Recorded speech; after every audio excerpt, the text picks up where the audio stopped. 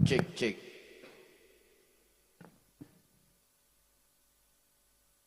Terima kasih kepada Bobo Semar yang telah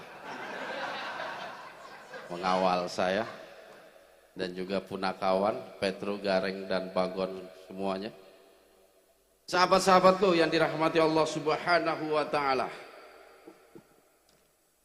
Kayaknya saya juga nggak mau kalah ini untuk berpantun ria. Iya, tadi awalnya Kang Mul sudah berpantun, juga Didi Wahyudi berpantun, saya juga ingin berpantun untuk kita semua. Badan gemuk karena banyak makan. Badan kurus perlu minum obat. Selamat datang kami ucapkan kepada hadirin dan para sahabat. Kayaknya enakan dilepas saja.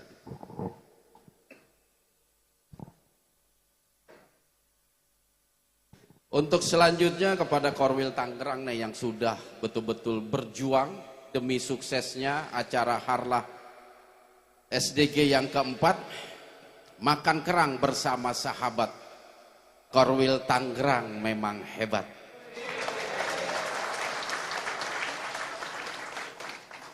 Bismillahirrahmanirrahim. Assalamualaikum warahmatullahi wabarakatuh. Innal hamdalillah nahmaduhu wa nasta'inuhu wa nastaghfiruh wa na'udzu billahi min syururi anfusina wa min sayyiati a'malina may yahdihillahu fala mudhillalah wa may yudlil fala hadiyalah. Asyhadu an la ilaha illallah wahdahu la syarikalah wa ashhadu anna Muhammadan abduhu wa rasuluhu la nabiyya ba'da. Allahumma salli wa sallim ala nabiyyina Muhammadin wa ala alihi wa sahbihi ajma'in amma ba'd. Qala Allah ta'ala fi kitabihil karim. A'udzu billahi minasyaitonir rajim. Bismillahirrahmanirrahim. Ya ayyuhalladzina amanu taqullaha haqqa tuqatih wa la tamutunna illa wa antum muslimun. Ya ayyuhalladzina amanu taqullaha wa qulu qawlan sadida yuslih lakum a'malakum wa yaghfir lakum dzunubakum wa may yuti'illaha wa rasulahu faqad faza fawzan 'azima. Ya ayuhan nasu taqu rabbakumul ladzi khalaqakum min nafsin wahidah wa khalaqa minha zawjaha wa bassa minhuma rijalan katsiran wa nisaa wattaqullaha alladzi tasaaluna bihi wal arham innallaha kana 'alaikum raqiba. Shadaqallahul azim. Sahabat-sahabatku yang dirahmati Allah Subhanahu wa taala, syukur alhamdulillah berkat rahmat karunia dan juga nikmat yang telah Allah berikan kepada kita, pada akhirnya kita semua dapat berkumpul di tempat ini di Tangerang Raya. Saya sangat bersyukur kepada Allah Subhanahu wa taala, pada akhirnya kita mampu untuk melaksanakan Harlah SDG yang keempat dengan tema We Care, We Share. Kami peduli, kami berbagi.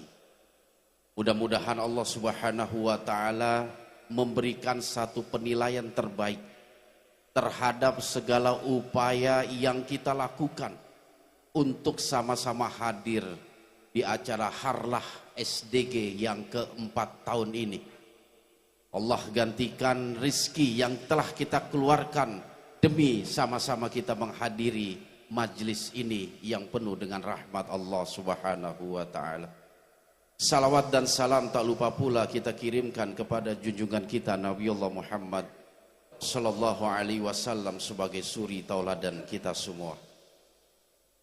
Sahabat-sahabatku yang dirahmati Allah Subhanahu wa taala, yang pertama sekali saya ucapkan ribuan terima kasih kepada seluruh kepanitiaan yang dikomandoi oleh Didi Wahyudi selaku Ketua Panitia, dan juga pembina SSDG Tangerang Raya Hilman Hidayatullah beserta ketuanya Chandra, yang telah secara bersungguh-sungguh mengemban dan melaksanakan amanah yang telah saya amanahkan untuk perayaan Harlah SDG yang keempat. Begitu juga segala pihak dalam struktural kepanitiaan yang saya yakin bahwasanya mereka betul-betul telah memperjuangkan secara maksimal demi acara ini berlangsung dengan sukses, terutama ketika menerima tamu dari korwil-korwil lain. Ya, mudah-mudahan Allah memberikan balasan dengan balasan yang terbaik kepada semua susunan kepanitiaan dan juga segala sesuatu yang telah membantu sehingga acara ini dapat berjalan dengan sukses. Alhamdulillah. Sahabat-sahabatku yang dirahmati Allah Subhanahu wa taala. Hari demi hari, bulan demi bulan, tahun demi tahun, SDG telah jalani kurang lebih sekitar 4 tahun sejak berdirinya di bulan Juni tahun 2020.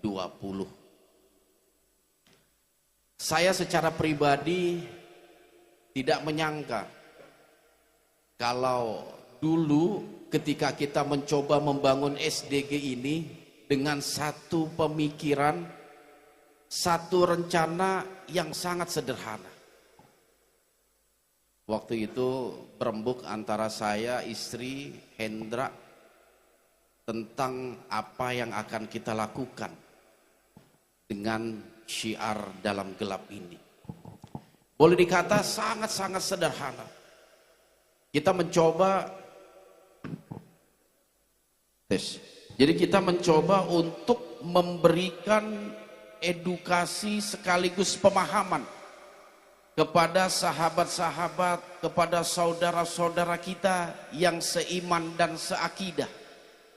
Ketika mereka salah jalan dalam rangka mencari kedekatan di sisi Allah Subhanahu wa taala. Karena saya yakin pelaku-pelaku, orang-orang yang melakukan berbagai macam tindakan kemusyrikan, awalnya dia nggak tahu dan nggak paham bahwasanya apa yang dikerjakan itu sangat bertentangan dalam ajaran Islam. Karena pemahamannya yang dangkal tentang ilmu tauhid dan juga keimanan. Awalnya kita mencoba untuk mengungkap satu mitos, yang mana mitos itu berubah menjadi satu keyakinan, dan keyakinan itu menjadi sandaran dalam perjalanan hidup seseorang. Kita masih ingat itu, bagaimana perjuangan SDG di awal-awal itu banyak kita lakukan di Kabupaten Karawang. Termasuk Karawang ini korwil pertama yang disahkan oleh saya. Makanya SDG Karawang Raya itu punya slogan pang heula. Nah, artinya yang terdahulu, yang awal. Ternyata inilah sebuah perencanaan seorang anak manusia. Allah ternyata punya cara lain untuk membesarkan nama SDG. Mulailah bangkit dari mereka yang memang awalnya mungkin telah mengenal saya ketika kurang lebih 10 tahun lalu. Mereka mencoba berinteraktif dengan kami, dan mereka pun sepakat dengan jalur syiar yang dilakukan oleh SDG. 1 korwil, 2 korwil, 3 korwil, dan sekarang insya Allah telah mencapai 26 korwil. Berarti tinggal nunggu 4 korwil lagi, jadi jumlahnya 30. Sahabat-sahabatku yang dirahmati Allah Subhanahu wa ta'ala. Tetapi yang harus kita sadari dan harus kita sama-sama mengerti, dunia syiar, dunia dakwah bukanlah dunia yang enak. Bukan dunia yang bakal memberikan kenyamanan dalam hidup. Tidur nyenyak, makan gampang. Jalan dakwah adalah jalan yang sangat sulit. Makanya jalan dakwah merupakan satu jalan yang sangat tidak diminati oleh umat Islam. Dari sekian banyaknya umat Islam dalam perjuangan menyebarkan dakwah di bumi Jawa, kita hanya mengenal 9. Padahal umat Islam pada waktu itu jumlahnya cukup banyak. Tapi mereka yang mampu untuk berdakwah, bertahan dan terus berjuang dalam menyebarkan Islam hanya segelintir. Dan berkat peran mereka lah kita semua dapat menikmati manisnya iman kepada Allah Subhanahu wa ta'ala. Kita semua telah beriktikad bahwasanya syiar dalam gelap ini ingin mengambil peran dalam menyebarkan kebaikan dan kebenaran. Kalau guru-guru kita yang lain mungkin jalur mereka di bidang syariat, di bidang akhlak, SDG mencoba mengambil peran di bidang tauhid dan juga keimanan. Makanya apa yang kita lakukan itu tidak jauh dari bagaimana mempertahankan sekaligus mengembangkan iman yang ada di dalam tubuh kita, yang ada di dalam hati kita. Maka slogan kita yang pertama adalah jaga terus iman. Karena kita semua sadar, seberapapun hebat kita hidup di alam dunia ini, tanpa diselimuti iman yang kuat, hinalah kita di mata Allah Subhanahu wa ta'ala. Betapa kita diagungkan, dimuliakan dalam mata manusia ketika iman itu lemah, iman itu goyah, bahkan iman itu sakit.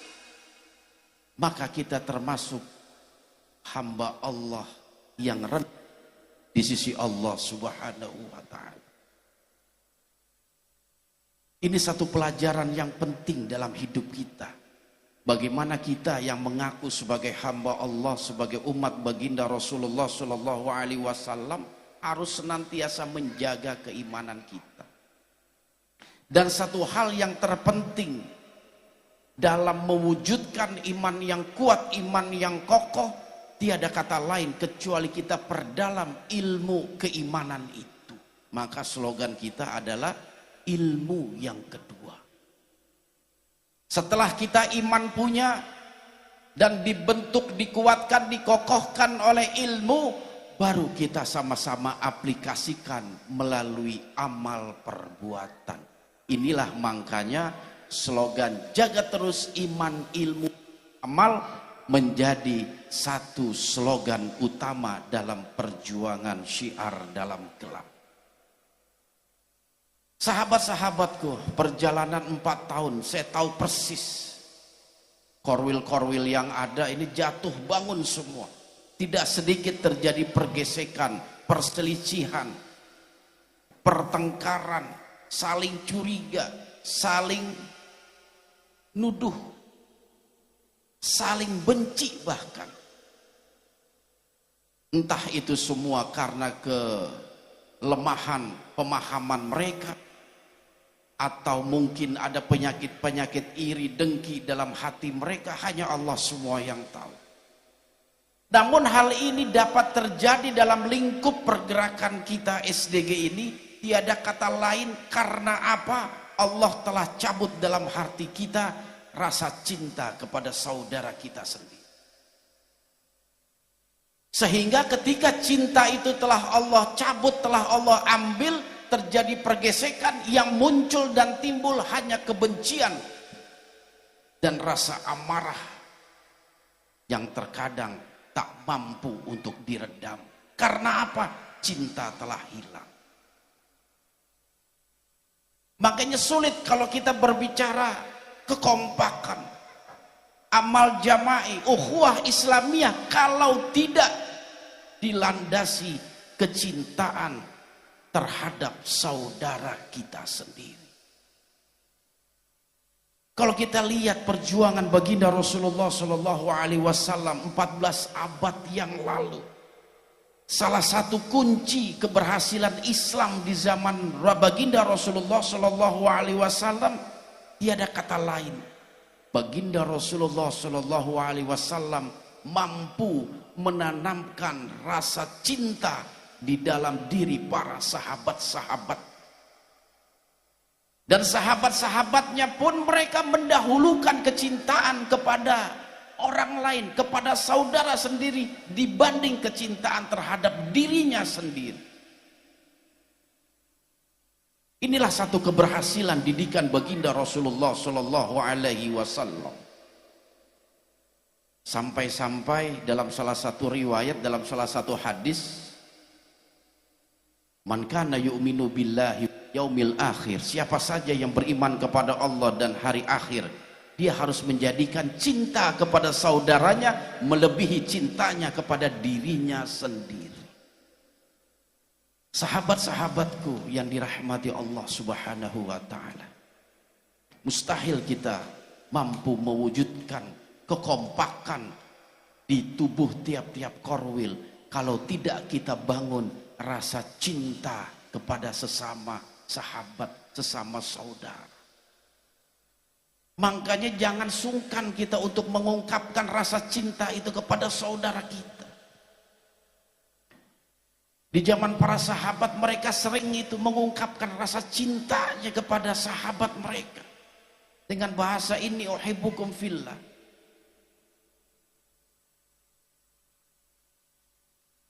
Selain diaplikasikan melalui perbuatan dan perhatian, mereka pun mengucapkan rasa cinta itu kepada saudaranya sendiri.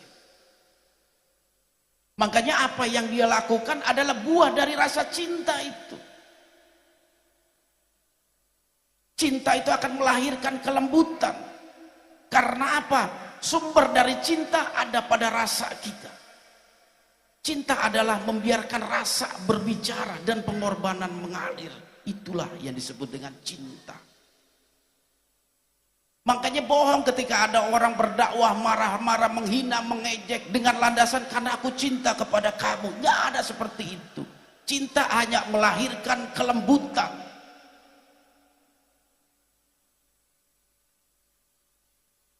Ketika kita mampu menumbuhkan rasa cinta dalam diri kita, akan mempengaruhi sifat dan watak kita akan semakin lembut. Ketika ada sahabat kita melakukan kesalahan, bukan emosi dan amarah yang memuncak, tetapi kelembutanlah yang berbicara, rasa yang dikedepankan, sehingga dia berusaha untuk mengembalikan saudaranya dari jalan yang belok menuju jalan yang lurus. Dia berupaya maksimal dengan hatinya agar saudaranya ini kembali ke jalan Allah yang lurus. Bukan dengan emosinya, bukan dengan amarahnya, bukan dengan rasa dendam. Ketika cinta itu tumbuh di antara masing-masing kita, kita akan mampu dan dapat merasakan manisnya berada dalam keimanan kepada Allah Subhanahu wa taala. Iman kepada Allah pun harus dilandasi kecintaan kita kepada Allah. Sehingga apapun perintah yang telah Allah wajibkan kepada kita, secara tulus ikhlas mampu kita tegakkan dan laksanakan. Karena apa? Cinta. Makanya sungguh bahaya ketika Allah Subhanahu wa taala mengangkat rasa cinta yang ada dalam diri kita. Bukankah kita semua paham bahwa cinta adalah sebuah anugerah? Dan anugerah itu tidak Allah berikan kepada seluruh manusia. Hanya orang-orang yang terpilih yang akan diberikan anugerah cinta. Kalau kita memang menghendaki Allah menganugerahkan rasa cinta itu, maka mulailah kita untuk lebih mencintai saudara kita dibanding diri kita sendiri. Itulah poin pertama yang baginda Rasulullah SAW ajarkan kepada kita. Dalam satu riwayat yang diriwayatkan oleh Imam Muslim, Rasulullah SAW pernah bersabda, dan ini bagus untuk kita sama-sama renungkan. La tadkhulunal jannah hatta tu'minu, wa la tu'minu hatta tahabu. Aula adullukum ala syai'in idza fa'aluhu tahabbtum. Afsus salam bainakum. Rasulullah SAW pernah bersabda, la tadkhulul jannata hatta tu'minu. Tidak akan masuk surga seseorang sampai dia beriman kepada Allah Subhanahu wa taala. Makanya iman merupakan salah satu kunci surga. Tidak akan masuk seseorang ke dalam surga sampai dia beriman kepada Allah Subhanahu wa taala. Dan tidaklah seseorang memiliki keimanan yang sempurna hatta tahabu, sampai mereka saling mencintai antar saudara. Tidak mungkin, kata Nabi, kita memiliki keimanan yang sempurna kalau tidak tumbuh rasa cinta kita kepada saudara kita. Lalu kata Nabi, Aula adullukum, maukah kalian aku tunjukkan syai'un, sesuatu idza fa'alu tahabbtum.